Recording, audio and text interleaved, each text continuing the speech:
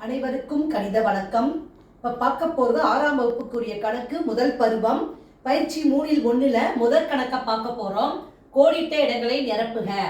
அதில் 4வது கணக்கு 75 பைசாவுக்கும் ரூபாய் 2க்கும் உள்ள விகிதம் டேஷ் அப்படின்னு கொடுத்துருக்காங்க. இந்த கணக்கை பொறுத்த வரைக்கும் பைசாவும் கொடுத்துருக்காங்க, ரூபாயும் கொடுத்துருக்காங்க. அப்போ முதல் ஸ்டெப்பை நம்ம என்ன சேர்க்கிறோம், இந்த 75 பைசாவை அப்படியே வச்சுக்கிறோம்.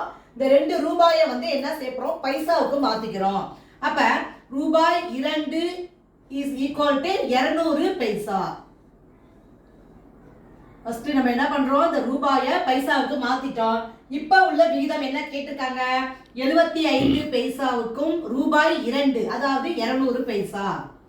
இதே மாதிரி ரூபாயை நம்ம என்ன பண்றோம், பைசாவுக்கு மாத்திட்டு இப்ப நம்ம சுருக்கி போட போறோம். இப்போ ஃபர்ஸ்ட் 5ஆம் வாய்ப்பாடுல சுருக்கிக்கிறேன்.